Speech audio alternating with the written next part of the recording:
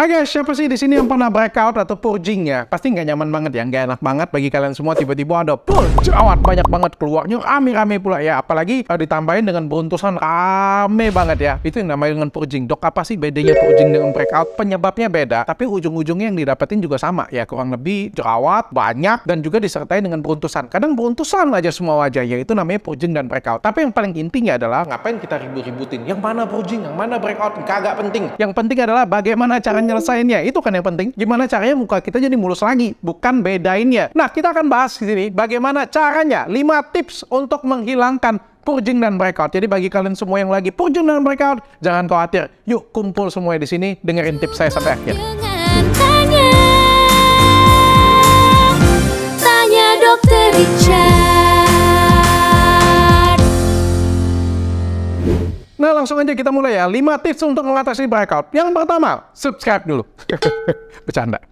Karena kalau subscribe-nya nambah ilmu ya. Kalau nambah ilmu kan otomatis kalian jadi lebih pintar. Lebih pintar kalian nggak akan kena breakout dan purging. Oke. Yang pertama, pastikan penyebab breakout dan purgingnya apa. Jadi ada banyak penyebab breakout dan purging. Kalau kalian tidak menyelesaikan penyebabnya, biasanya akan balik lagi. Contohnya kayak gini, contoh paling simpel ya. Kalau misalnya kalian breakout ataupun purging karena misalnya air comberan. Misalnya air comberan, bego banget lah kalau misalnya breakout yang kena air comberan ya. Kalian pergi ke dokter, dokternya paling terkenal banget, luar biasa banget. Anggap aja dokter Richard lah ya. Atau dokter Terawan ya, dokter Terawan nggak pakai skincare ya.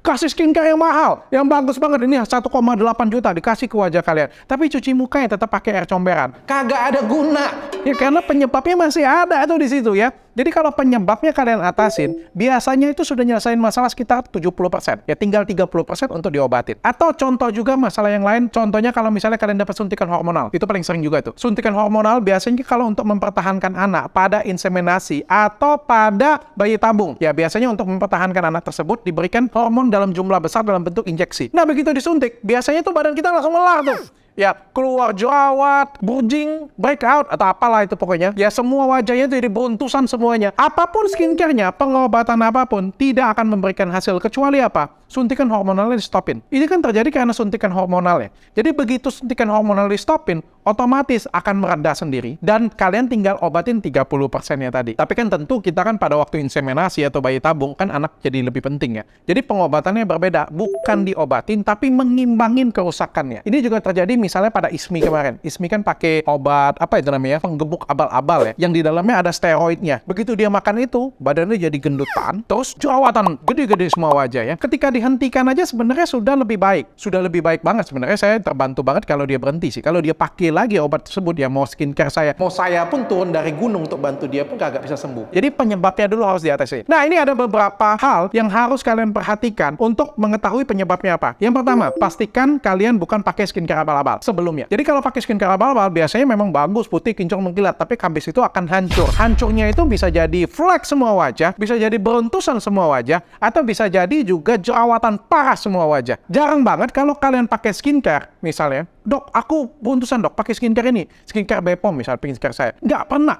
Saya tuh jarang banget, bukan jarang banget, hampir tidak pernah ada saya ngelihat pakai skincare The Real Bepom, wajahnya beruntusan semua wajah, atau jerawatan gede-gede semua wajah. Biasanya itu terjadi karena skincare sebelumnya. Pasti karena skincare sebelumnya. Cek lagi skincare sebelumnya apa. Biasanya itu adalah efek ketergantungan. Kenapa? Karena kalau misalnya kita pakai skincare abal-abal, skin barrier kita tuh rusak. Sehingga apa? Muka kalian itu akan lebih mudah rusak. Jadi pastikan kalian tidak pakai skincare abal-abal sebelumnya. Dok, kalau misalnya pakai skincare abal-abal sebelumnya dok, maka terjadi purging dok, bagaimana? Ya udah kita obatin. Ya, tapi yang jelas kalian sudah tahu dulu. Sehingga kalian nggak terlalu gonta-ganti atau tidak terlalu cepat mengganti strategi. Jadi kita akan sesuaikan dengan strategi ya. Tapi saya sarankan kalau misalnya kalian sudah pakai skincare abal-abal sebelumnya, untuk next step-nya silakan kalian cari dokter terdekat ya. Karena efeknya bukan hanya jangka pendek, tapi juga ada efek jangka panjang. Yang kedua, bisa jadi juga nggak cocok dengan skincare-nya. Tapi kalau nggak cocok pakai skincare itu biasanya cuma beruntusan ringan. Biasanya kalau ada jerawat juga sedikit-sedikit. Nggak akan banyak, dan akan masif, dan nggak akan gede-gede. Kalau gede-gede pasti ada sesuatu yang lain berpikirnya. Yang ketiga,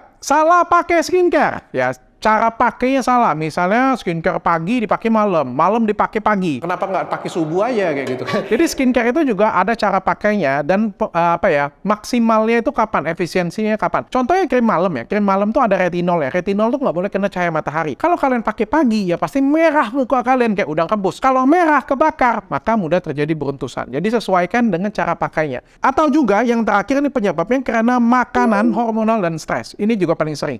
Jadi makannya sembarangan, ada tuh pernah saya bahas tuh, makanan yang menyebabkan jerawat. Makannya hobinya yang manis-manis, minumnya boba, ya kan? Kalau pergi minumnya Starbucks, minta gulanya, pemanisnya buatan banyak banget pula kan? Atau minumnya, dok, aku minum minuman yang sehat dok. Minuman apa? Minuman kolagen, tapi gulanya banyak banget kayak gitu punya kan? Hobinya sirup, hobinya makan donat, hobinya makan ini, tapi yang manis-manis semua. Atau juga stres ya, sering tidur malam, atau tidurnya pagi, minum alkohol, merokok, dan lain sebagainya. Itu bisa jadi penyebab breakout ataupun purgingnya kamu. Jadi itu harus diatasi. Bagaimana caranya? Bisa pakai dengan gaya hidup yang sehat. Oke guys, jadi itu baru bahasan yang pertama ya. Jadi pastikan penyebabnya apa dulu. Jadi kalau misalnya sudah tahu penyebabnya apa nih, kita bisa membuat strategi untuk melawannya, untuk meredakan penyebabnya. Penyebabnya kita redakan, baru kita sembuhkan. Karena kalau kalian nyembuhkan tanpa tahu penyebab, zonk biasanya hasilnya. Jadi kayak perbaikan, terus datang lagi. Pernah nggak sih kalian yang breakout ya, pakai skincare atau misalnya perawatan di klinik ya, sudah better nih, lebih baik nih, mending nih. Tiba-tiba tambah parah lagi. Tiba-tiba tambah parah lagi. Kenapa? Karena penyebabnya belum ketemu. Pastikan kalian menyembuhkan penyebabnya. Nggak gampang cari penyebabnya, makanya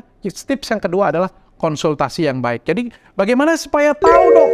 Ya, sebenarnya paling tahu penyebabnya itulah diri kita sendiri. Kita yang ngerasain. Tapi masalahnya kan ilmu kita kan nggak punya. Sedangkan dokter kan belajar terus dan pengalamannya banyak. Jadi, cara yang kedua adalah konsultasi masalah kalian. Ceritakan semua permasalahan kalian. Cari dokter yang kompeten. Cari klinik yang kompeten. Kasih tahu semuanya. Dan mencari penyebabnya bersama-sama dengan dokter itu. Ini nggak gampang. Bukan artinya saya hebat banget sehingga satu kali pasien datang saya langsung tahu penyebabnya apa. Yes, dengan pengalaman saya biasanya saya lebih mudah untuk menemukan. Tapi sometimes itu juga tidak tepat. Jadi kayak cari lagi, itu hal yang biasa. Bukan tebak-tebakan, tapi mencari formula yang tepat, mencari penyebab yang tepat. Itu memang tidak mudah. Apalagi nggak ada hasil lab. Kalau misalnya enak, kalau misalnya purgingnya itu bisa diambil, masukin ke lab. Oh, debu penyebabnya enak ya. Ini kan nggak ada hasil labnya itu karena apa. Jadi kita itu benar-benar bisa menduga dari ciri-ciri yang ada. Nah, bagi kalian semua yang pengen konsultasi langsung dengan saya, silakan kalian chat ke nomor di bawah ini. Atau kalian silakan datang ke Klinik Cantika Natana di cabang terdekat.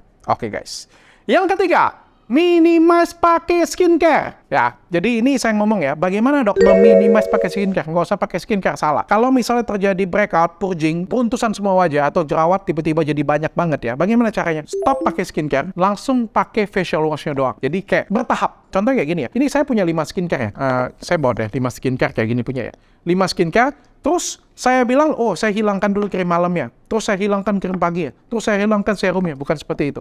Minimize your skincare. Begitu breakout banget nih, dan kalian sudah ngerasain nih, makin hari itu tambah makin parah ya. Stop semuanya, pakai facial wash-nya aja dulu 3 sampai 1 minggu, 3 hari sampai 1 minggu. Kita lihat dulu. Kalau misalnya tambah berat, bukan ini penyebabnya, pasti karena yang lain. Silakan cari pertolongan, silakan konsultasi. Tapi kalau misalnya oke, make it better. Kenapa? Karena kalau kulit yang marah, kadang kita terlalu agresif ya. Walaupun skincare-nya bagus, dia akan memberikan reaksi yang marah. Makanya itu kayak kita kasih calming down dulu. Kayak temen lagi ngamuk-ngamuk marah kayak gitu punya. Lebih bagus kadang-kadang nggak usah dinasehatin, dibiarin aja. Sampai dia ngamuk, dia capek sendiri, nanti abis itu baru kita berikan nasihat. Sama seperti itu. Biarkan kulitnya istirahat aja dulu. Kalian bisa pakai facial wash dulu, kasih dia istirahat dulu, dan pakai facial wash-nya juga jangan terlalu rutin ya. Pakai 2 kali sehari aja. Nah, setelah 1 minggu, make it better. Semakin membaik, kita kasih toner. 3 hari membaik, kita kasih serum. Keadaannya memburuk, mundur lagi. Pakai toner dan pakai facial wash dan toner saja. Membaik lagi, kita kasih serum lagi. Oh, rupanya serum ini penyebabnya. Oh, sudah lebih baik nih, nggak ada masalah nih. Kita lanjut ke krim pagi dan lanjut ke krim malam. Jadi seperti itu caranya. Meminimize your skincare. Semakin sedikit skincare kalian, semakin besar untuk peluang penyembuhan. Tapi kalau nggak pakai skincare, ya muka kalian nggak akan putih, fleknya nggak akan hilang, masalahnya nggak akan hilang. Tapi kadang skincare yang salah itu juga bisa menambahkan masalah kamu. Jadi be smart ya, harus pintar ya. Yang keempat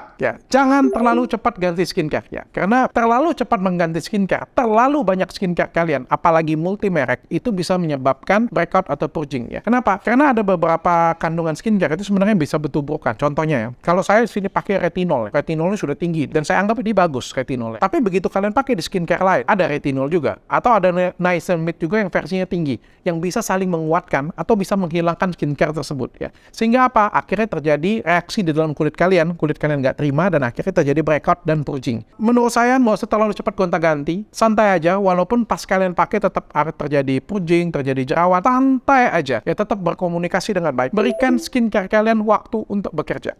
Yang kelima, kalaupun ada yang perlu ditambahkan, kalau menurut saya yang terbaik untuk ditambahkan itu adalah masker ya. Ingat ya, ketika terjadi purging, ketika terjadi breakout, itu kulit kalian tuh terjadi marah. Marah itu identik dengan merah. Kalau merah, cara untuk menenangkannya simple, cuma ada dua. Yang pertama, bakar habis. Eksfoliasi habis, sudah merah, udah bakar habis. Jadi kita malah memberikan lebih merah lagi. Dengan harapan adalah ketika kita mengeksfoliasi, masalahnya selesai.